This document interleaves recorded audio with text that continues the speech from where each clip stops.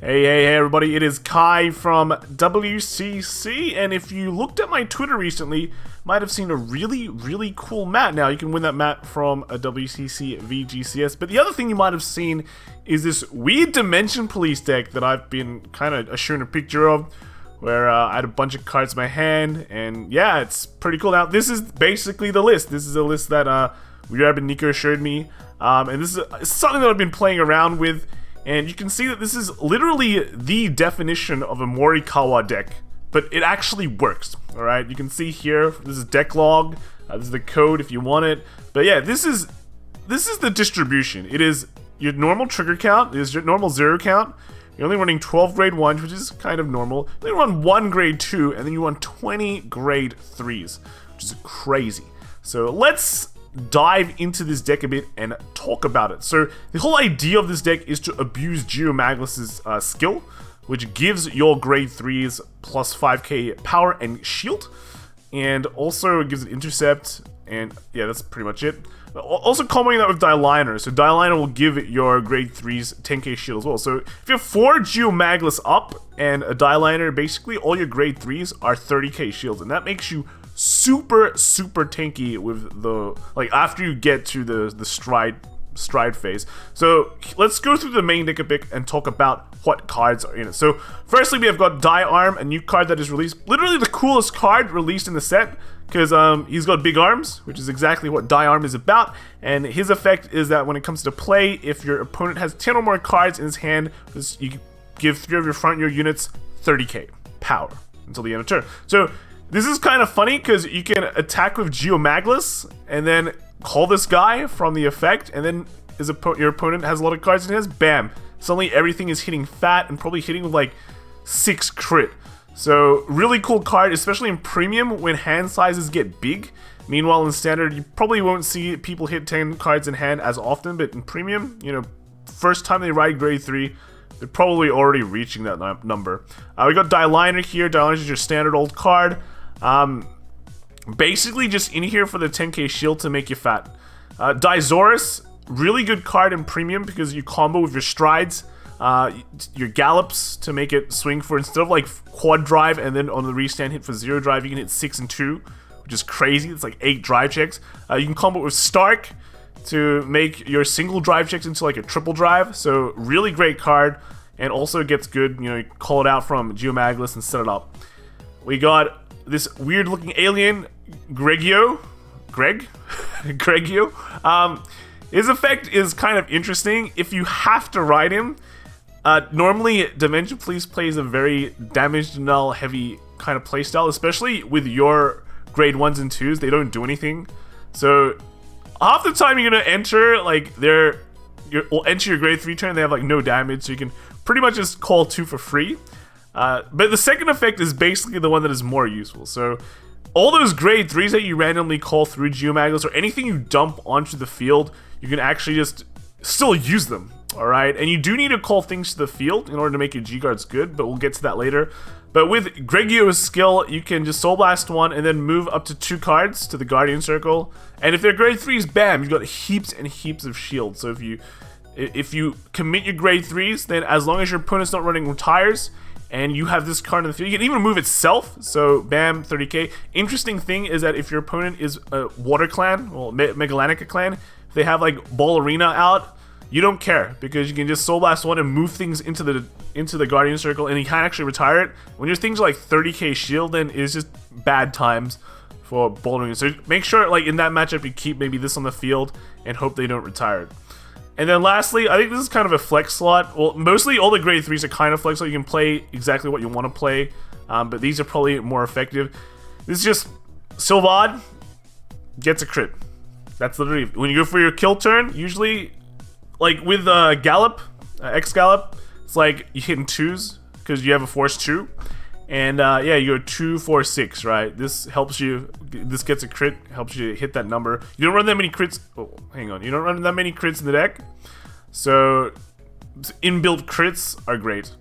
So that's basically all the grade 3s. You want to keep them in your hand. We only run 1 grade 2, Enigman Wave.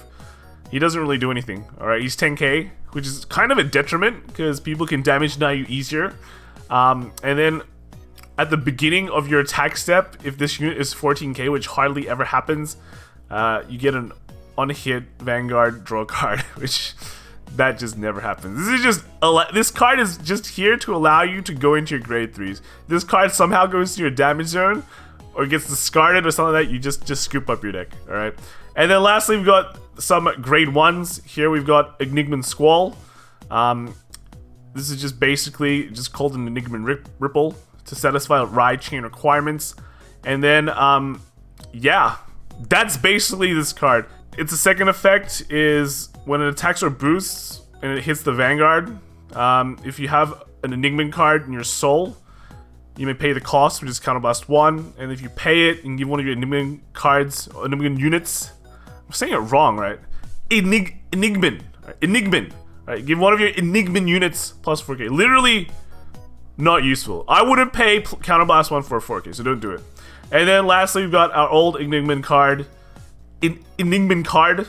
Ripple, right? Enigman Ripple. I think the Squall is better because 7k allows you to take damage. 8k means you can get damage denied.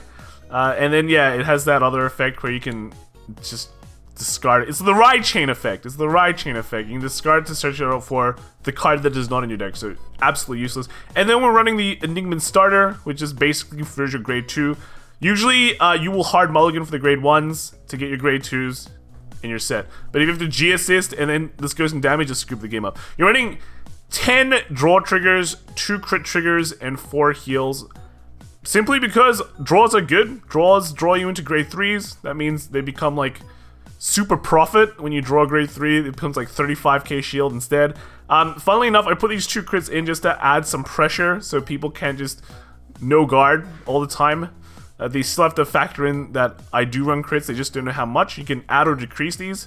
But yeah, I run this, basically this Herpa crit guy, because he also acts as stride fodder. And I would much rather discard 15k shield to stride than to discard like a 30k shield or a 25k shield to stride, right? So that's why. I would also rather discard 3 grade 1s than to discard a grade 3, because overall the grade 3 value is just way higher. We're also running 4 Tempest Sphere. Now, why are we running Tempest Sphere? The only vanillas I run in this deck are basically draw triggers, which I'll never want to grab from my deck, heals, which I might want to grab from my deck, but otherwise there is nothing else. And the only reason why you run Tempest Spheres is so we can early flip up Geomaglus, just so our early game is not total garbage, and it also accelerates our grade 3 turn or our stride turn. Especially our first stride turn. If we have no Tempest Spheres and we have no Geomaglus face up, then we probably have to go into a Geomaglus just to set that thing up, get 2 up, so our grade 3s become at least 20k guard of a die liner. But if we have Tempest Sphere early, suddenly if I only had 1 Tempest Sphere, then it's a 25k shield, which is amazing. If I had 2 Tempest Spheres, then I can go into Geomaglus and it's an instant first turn 30k shield. Or I could then decide to go into Excalibur and flip it up so it becomes 25k shield, but I have way more offensive pressure. So that's basically all the main cards in the deck. Moving on to the G zone, here we run a Gleam just for the extra, card draw. Geomaglus, we all know what it does. Amazing card. On attack, lets you multi-attack, but most of the time I just use it to set up my field. And then we've got Dimax, whatever. You can literally put whatever you want in this slot. Stark is one of your big finishers. You want to play it. Excalibur, again, another one of your finishers. Hitting this 80k is just not a problem. You can basically get like 6 to 8 drive checks a turn. And that once you do that, you basically set your hand so big that it's pretty hard to get through it. I only run one Zeal, just because the Counterblast 1 is actually kind of annoying. Otherwise, your normal guides are actually just better. And I'm also running two of the Atlantis Dolphin. Alright? Why? Simply because he countercharges. Okay? So make sure, this is why I say you have to commit cards onto the field, because you need to trigger Atlantis Dolphin. I noticed that when I play this deck, I do want to like countercharge at least once. Will get me an okay game. And then somewhere along the line, I can drive check a heal, because you do so many drive checks. So that kind of saves you the game, but if you don't want to rely on getting that heal check, then having like 2 counter charges is fine too. So that's why basically this card is in the deck. You just need 3 cards on the field when you use him to reach that 30k guard, which is good. And then you can get a counter charge and soul charge. And then again with Greggio, you can just move those cards out and profit, right? Just use those cards that you've committed. Just make sure you don't use Greggio's effect. Move your cards and then go, oh no, I can't use Atlantis Dolphin anymore, so I can't counter charge. That will basically be game breaking. I also run Excalibur, just because in situations I don't want to use Atlantis Dolphin. This at least gives me 4k shield, 4k power, so I become like 17k, which can come in handy. Also, you have so many of these junk 5ks that you can discard with Excalibur, so that, yeah, just use it. Just use it for these cards are nothing. Draw triggers. This Tempest Sphere only good for Stride Fodder. These grade 1s Stride Fodder material, right? So yeah, this is just another way to get rid of them. An interesting card here I run is X Tiger. Now, why would you run X Tiger? Basically, if your opponent is heavily damage dying you, this card at least lets you unflip a card in your G zone. So if you've had some good Tempest Sphere turns, you can go into this to apply heavy crit pressure as well as unflipping a Geomaglus.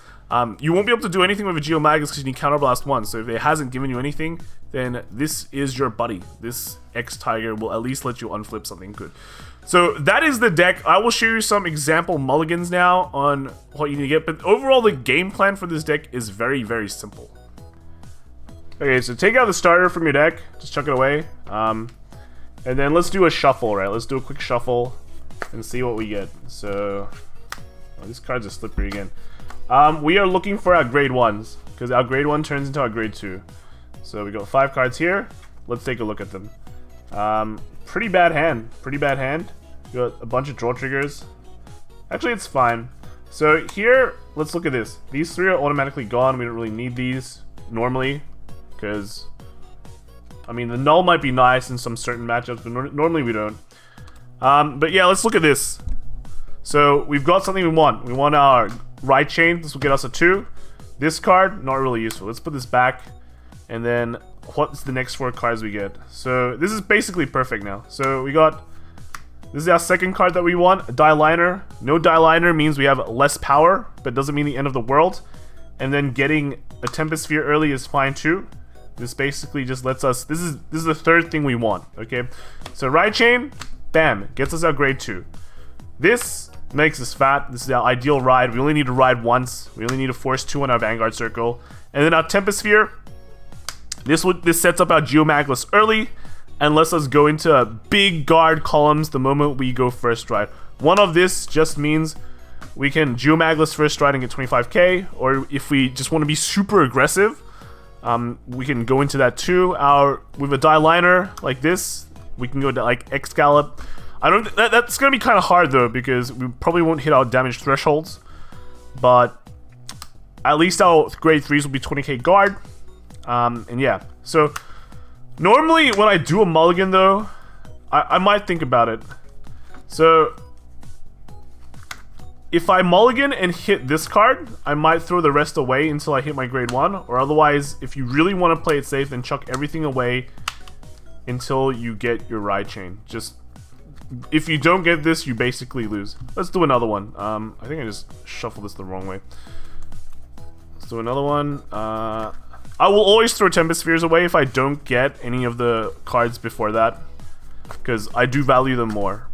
But if you don't really care about the grade 3 you ride, then sure, you can keep the Tempest Sphere after you get the ride chain. The ride chain is the most important. So let's look at this. We got a Die Liner, that's good. We got a Tempest. Dude, I'm a genius at this game, man. We can even keep the crit, but you know, it's for Stride Fodder. But I don't think we'll have a problem with Stride Foddering. Here, right? What you can do here is you can chuck these 2 away, because you always gonna get cards, but well, you're always gonna get like 3s, right? 3s are not a problem. You can chuck them away. Let's put these 2 away, and then hopefully you get something better. Well, it's kind of the same thing. This draw trigger is kind of useless. So yeah, if you got one more Tempest Sphere, then you're basically set. So let's do another one. Our last one, and I see if I get a bad hand or not. Even if you get the 1, as long as you get in the G assist, it's good too. So yeah, just pray for G assist. Let's see what we get. 5. Oh no, I shuffled the wrong. Okay, so here we have a less optimal hand. We got heaps of die arms, and even though he's super cool, is not ideal, but we do have a pair, like 2 pair, right? So this is at least a hand. No, so we got our right chain again. This is great. Put the 4 back, get the next 4. Let's see what it is. This is junk, so this is at least super junk. Just all draw triggers. Let's shuffle the deck. We can continue playing. But again, of course, we do get our grade 2 right chain, which is the most important. Grade 1 is the most important. And now we just basically play. So our draw will be this card, another Daizoras. Feels bad. You'd ride, and then you search your Enigman thingamajig. Your Enigman dude. Where is he? Your only grade 2 in the deck. Cool. Let's do a quick shuffle. You probably take a damage. You draw. You'd ride. Bam. We're set. Drive check.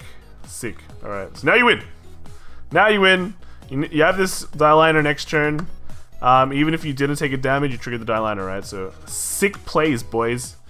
You're done. I played quite a few games. How many times did I miss the grade 1? I think like out of 10 games or so or more. I didn't miss the grade 1 that much. I think I lost like 1 game because you're hard milling for the 1, so it's not bad and you have a G assist. So normally it's okay. I didn't shuffle, probably not everything is upside down, but yeah. So you probably missed the 1 like in 10 games, and that just feels bad, but that's Vanguard. That's luck. Also, so how do you beat this deck, right? Well, this deck basically has no defense until you reach grade 3, unless they flip Tempest Spheres. But even with a Tempest Sphere flip, their defense is very bad. So if you're a deck that can rush, just drop your hand and rush. And he doesn't get quick shield as well, so it's terrible. And then the Tempest Spheres are pretty much minuses unless he specifically just fishes out his heal triggers for early game guard, and that is still a plus for you. So against this deck, just rush it, push as hard as you can. He needs to get lucky to survive. If he gets triggers in the damage zone, then yeah, it's gonna feel bad. The deck can kind of play at 5 damage if you get rushed early. It just means you have a lot of resources you can actually use. And that means he can get fat really early and then kind of stabilize. So overall, if you're on the receiving end of a rush, just pray to the gods that you get some draw triggers, and then you can dispense justice with 5 damage. Otherwise, yeah, you see this deck, you see the guy flip up like Enigman starter, you go, oh dude, this guy is playing super greedy, let's just mow down my hand and go for face. So I hope you guys like this deck. It is really fun to play, also really lame to play, because you just sit around and like get big numbers, big crits, and get fat hands. Alright, if you like drive checking with big numbers, easily hit 100k, dude. Easily 100k columns, easily big drive checks. And if you want to like hit 8 triggers in a row, then you know you probably could just try and win a lottery instead. So hope you guys like the deck. Hope you guys know how to play it. Very easy deck to play. And see you guys in the next video. Like and subscribe, and join us on Discord, all that. Peace.